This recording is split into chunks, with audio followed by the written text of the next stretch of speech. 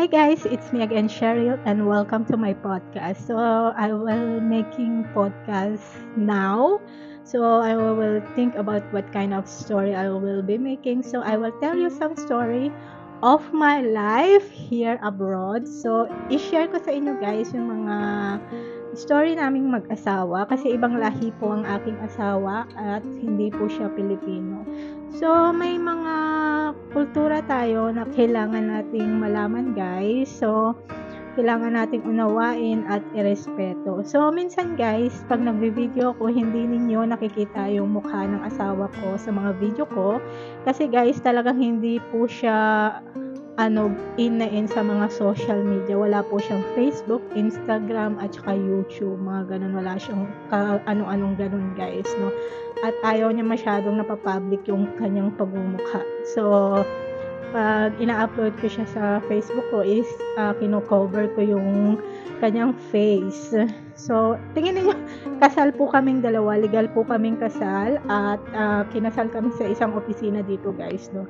Ano lang siya guys, civil wedding lang siya, hindi po siya in grande, wala lang, nagpakasal lang kami sa may opisina kasi ano yun guys, kasagsagan yun ng COVID, may COVID pa noon at hindi madaling kumilos, hindi napaka-easing kumilos kasi kailangan ng appointment, hindi ka pwedeng pumunta ron ng ganyan-ganyan, so magpapakasal kami ganito ganyan, so nag-antay pa kami ng ilang weeks noon guys, no.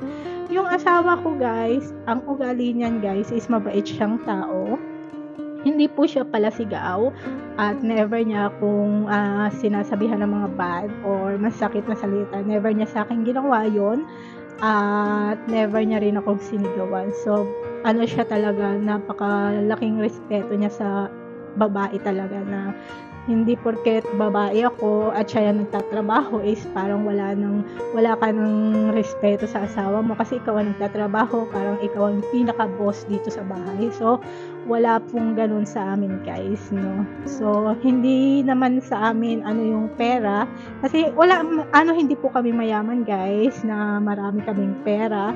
Ang sinasabi kasi ng asawa ko sa akin guys, ang pera daw is hindi talaga pinag-aawayan.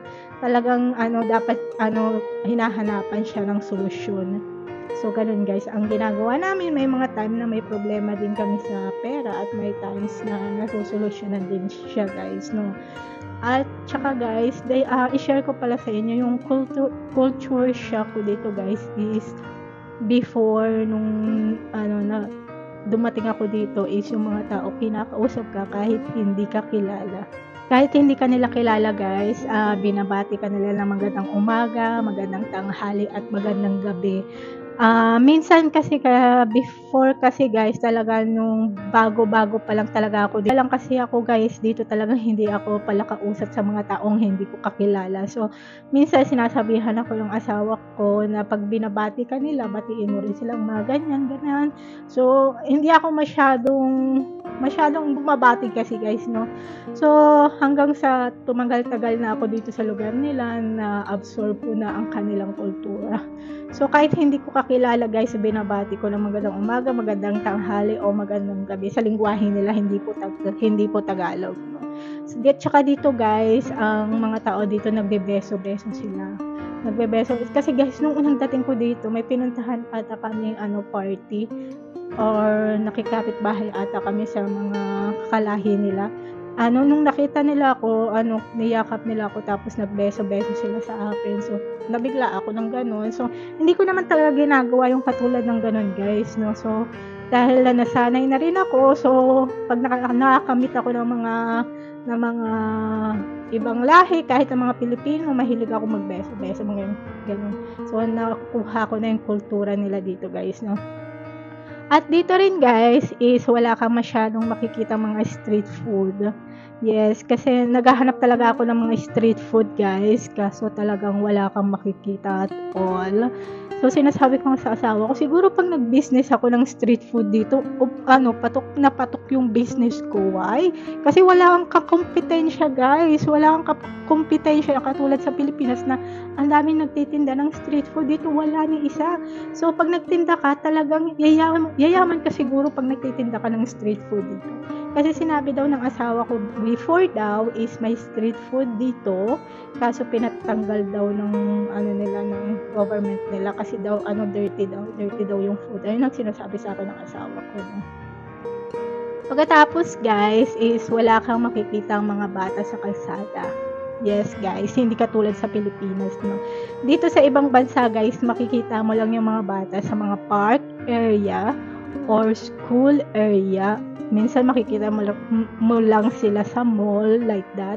Pero yung mga naglalaro-laro sila sa kalsada, may mga bata na naglalaro dyan, hindi magkaakilala, mga ganun, wala kayong makikita, no? So, doon nyo lang sila makikita, like school, park, or mall. So, minsan kasi guys, kunyari, nagkaroon ka ng anak sa ibang bansa at pinunta mo sa Pilipinas. Bata galing sa ibang bansa, gustong-gusto nila sa Pilipinas kasi marami silang kalaro. Kahit hindi nila kakilala, pwede sila makipaglaro, maraming mga bata sa kalsada, mga ganyan na nagtatakbuhan. Dito guys, sa ibang bansa, wala pong ganyan. So, yung mga bata dito is ng mga nasa loob ng apartment. Pag gusto nilang lumabas kasama nanay nila, nagpupunta sila ng mga park area or sa mall. Sinabi ko na before, diba? At saka guys, ang nibago lang ako dito guys is walang Filipino restaurant. Malayo po yung nag-iisang Filipino restaurant dito sa lugar nila. Nakapunta na ako doon at sobrang layo niya, at in fairness, ang mamahal ng mga tinda nila doon guys. Ang mamahal ng mga food na tinitinda nila. Kasi guys, nakadepende kasi yun sa city kung nasaan yung business mo. Pag talagang mataas yung cost of living doon, kailangan mo rin taasan yung yung mga price ng mga food na tinitinda mo. So, doon lang ako first time nakakain ng Filipino food at nakapag-usap sa isang Pilipina. May Pilipina doon. Puro Pilipina sila doon. May kalahating Brazilian at may kalahating Pilipina na nagtatrabaho doon. So, kaya nga minsan sinasabi ko sa asawa ko, minsan magta tayo doon, kumain tayo ng Filipino food, kasi sobrang layo niya talaga guys, at mabigat sa bulsa ng sasakyan. Kasi guys, ang mahal ng gasolina. At saka marami pang mga toll sa kalsada guys. Napakadami nila, sandamak-mak sila. Sa totoo lang, at binabayaran mo rin yung mga yun. No? So ayan guys, ang nagustuhan ko lang kasi dito sa lugar nila is naturey. Mahilig ako sa dagat, lalong-lalo na malapit kami sa dagat guys. So minsan before, nung ang work ng asawa ko is online, nandirito lang siya sa bahay. Every Saturday tsaka Sunday nagpupunta kami sa may beach. So ayan.